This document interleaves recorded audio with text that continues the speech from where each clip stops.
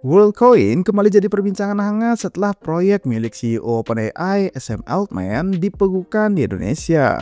Meski awalnya disambut dengan antusias di berbagai negara berkembang, praktik pemindaian retina yang menjadi inti dari sistem identitas digital akhirnya memicu kekhawatiran yang serius. Oke, di video kali ini kita akan merangkum secara lengkap bagaimana proyek ini diluncurkan di Amerika Serikat, mengapa ditolak di banyak negara, dan apa yang sebenarnya terjadi di Indonesia hingga izin operasionalnya dicabut. Oke, langsung aja ke videonya. Let's go!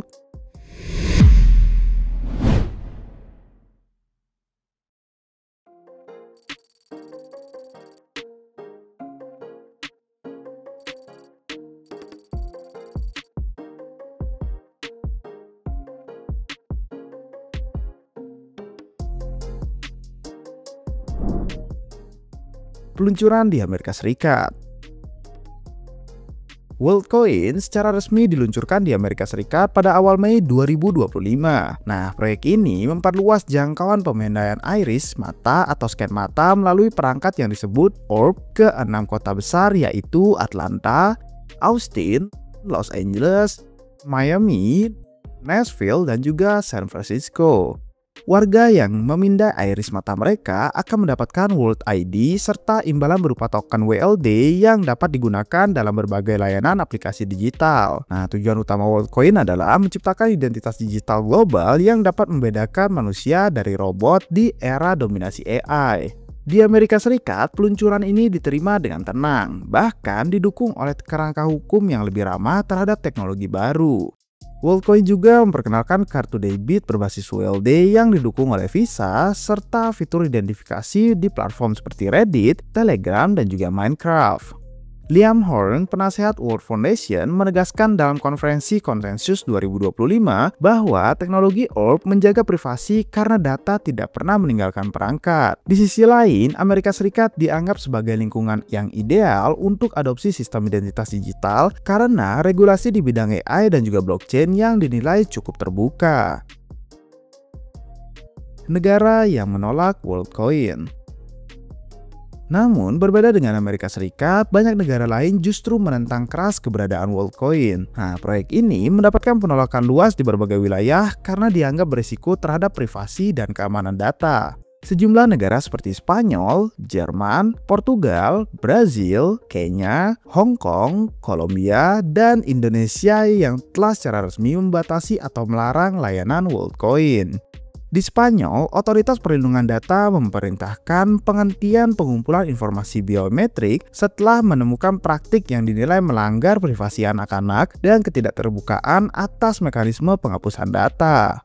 Portugal memberlakukan larangan sementara karena alasan serupa, yaitu minimnya transparansi, verifikasi usia, dan mekanisme persetujuan. Di Jerman meminta WorldCoin menghapus seluruh data iris yang telah dikumpulkan karena dianggap tidak sesuai dengan ketentuan GDPR. Di Kenya, Mahkamah Tinggi secara resmi menyatakan bahwa aktivitas WorldCoin ilegal dan memerintahkan penghapusan total data yang telah dikumpulkan. Brazil memperlakukan denda harian senilai ribuan dolar jika layanan WorldCoin tetap berjalan tanpa izin yang sah. Kolombia juga sedang menjalankan penyelidikan yang menyeluruh. Meskipun belum secara resmi melarang, pemerintah telah mengeluarkan peringatan kepada warga untuk tidak menggunakan layanan WorldCoin hingga proses evaluasi selesai. Nah, semua penolakan ini memperlihatkan satu hal yang sama, yaitu kekhawatiran akan resiko jangka panjang dari pengumpulan data biometrik berskala besar. WorldCoin di Indonesia. Setelah gelombang penolakan muncul dari berbagai negara, perhatian kini tertuju pada Indonesia, negara kita tercinta yang dimana adalah salah satu pasar kripto terbesar di Asia Tenggara. Di tengah laju adopsi teknologi digital, Indonesia justru mengambil langkah tegas terhadap WorldCoin. Keputusan ini menjadi salah satu pukulan besar bagi ekspansi proyek Sam Altman di wilayah Asia. Pada awal Mei 2025, Kementerian Komunikasi dan Digital Republik Indonesia atau Komdigi secara resmi membukukan izin operasional WorldCoin dan World ID. Berdasarkan pengawasan, layanan ini dijalankan oleh entitas lokal bernama PT Terang Bulan Abadi yang ternyata belum memiliki tanda daftar penyelenggaraan sistem elektronik atau TDP SE. Lebih lanjutnya, layanan WorldCoin juga diketahui menggunakan izin milik perusahaan lain, yakni PT Sandina Abadi Nusantara, yang tidak memiliki cakupan layanan untuk pemindahan data biometrik. Komdigi menilai tindakan ini sebagai pelanggaran serius terhadap peraturan pemerintah nomor 71 tahun 2019 dan peraturan Menteri Komunikasi dan Informatika nomor 10 tahun 2021. Dalam ketentuan tersebut, setiap penyedia layanan digital wajib terdaftar secara sah dan bertanggung jawab atas operasional yang ditawarkan kepada publik. Penggunaan identitas badan hukum lain untuk melayani masyarakat dianggap mencederai prinsip transparansi dan akuntabilitas. Nah, lebih jauh lagi, Komdigi juga mengungkap bahwa WorldCoin telah mengumpulkan lebih dari 500.000 data retina dari masyarakat Indonesia sejak tahun 2021. Padahal perusahaan induknya Tools for Humanity baru mendaftarkan diri sebagai PSE private asing pada tahun 2025. Artinya, selama lebih dari 3 tahun sebelumnya, pengumpulan data tersebut berlangsung tanpa status legal yang diakui di Indonesia.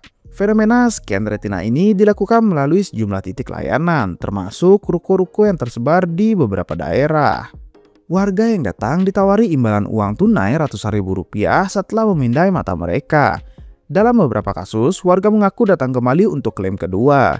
Ini menunjukkan bahwa proses ini dijalankan dengan sistem insentif yang cukup agresif. Namun, hal ini memicu reaksi keras dari masyarakat dan pengamat kebijakan digital. Banyak pihak yang menilai bahwa skema insentif ini berpotensi menimbulkan tekanan terhadap warga dengan pemahaman teknologi yang rendah. Banyak dari mereka menyerahkan data biometrik hanya karena iming-iming uang tunai, tanpa menyadari adanya resiko penyalahgunaan data retina yang tidak bisa diganti seperti kata sandi atau identitas lain yang biasa.